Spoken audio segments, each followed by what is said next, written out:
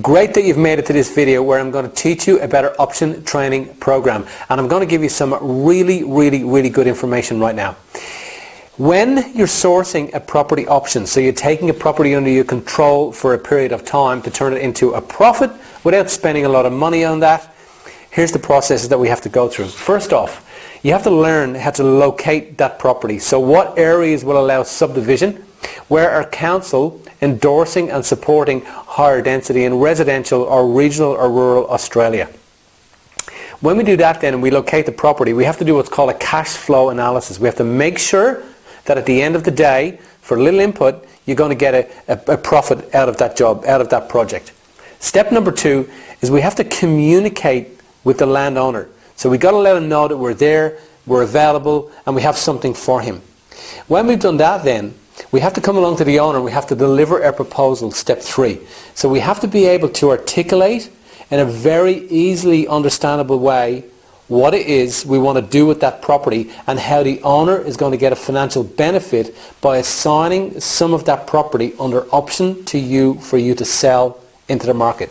Step 4 is we have to obtain an option. As part of the option training program, we give you the option contract document as well. So everything that you need is in there. With that, our next choice then is that we have 2 things that we can do. We have to make one of 2 choices. We can come along with that property that we've just taken under option and we can develop that property.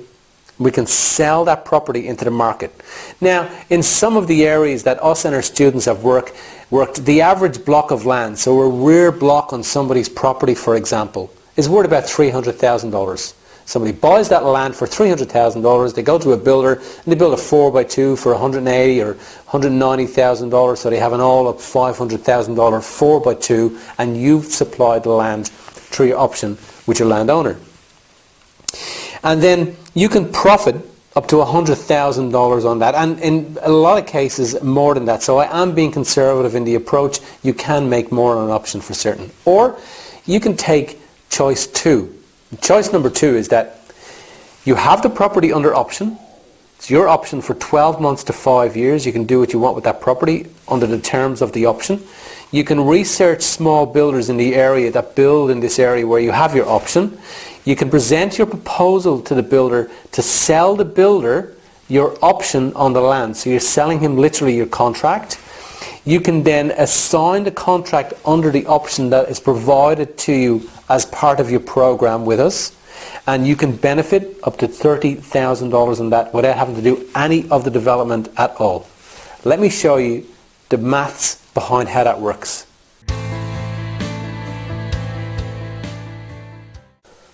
This is a typical property option opportunity. This entire section here represents your typical house and land package. Your typical 500, 600, 700, 800 metre, 1,000 square metre lot in any capital city in Australia, in an area where council supports subdivision, higher density. The black section here represents the current owner's home. The blue section here represents the rear land that he's either not using or is happy to sell to you under option. We do our research before we go into this option, and then we approach council and we get an indication that this property can be subdivided.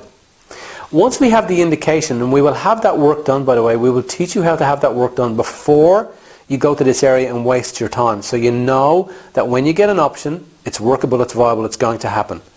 So we get an indication from council. Once we have these 2 together, we come along and we teach you how to locate and find a builder. When you find a builder generally makes his profit on the build component. So he makes his profit on a home by building a home. You're going to learn how to sell him your option, and you're going to sell him the option for him to build his home on this land, and you're going to sell it for $30,000, and you are out of the option finished. You don't give credit. The builder has to pay you for the option the day he takes ownership of the option, and he does the subdivision, and he pays the landowner for the land. Let me show you the mathematics around it. In most capital cities, in an area that can be subdivided, it's demanding higher density, whatever that might be. Your typical block might sell for $300,000, your typical rear block. In some areas it's $400,000, just depends on where you're working and operating. You're going to pay the landowner $150,000 for that block that's worth $300,000 because you're bringing a big solution to the landowner. For this landowner to find somebody to subdivide their land without them having to pay for that subdivision is virtually impossible. So you're bringing a solution. And that's why you're going to pay $150,000 for a rear lot that's worth $300,000 because he can't do the subdivision himself or he hasn't got the money to do it. So we're focusing on that market.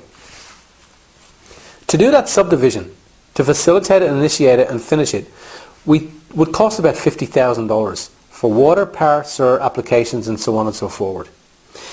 That $50,000, you can pay that $50,000 and you can do that subdivision and then you can sell that land into the market and make a profit on that. If you don't want to, you can take that and you can sell the whole package to your builder. Watch this.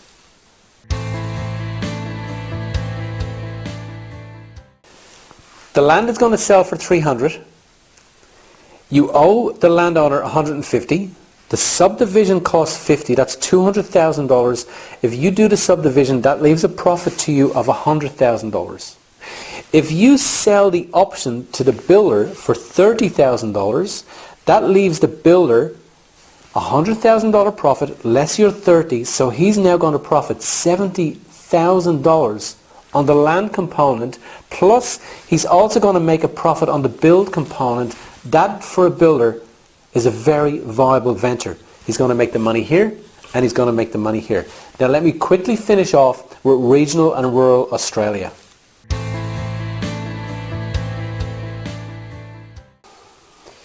You're most likely living in your normal 4x2 or living in a suburb somewhere, and that land at some stage in the past was farming land.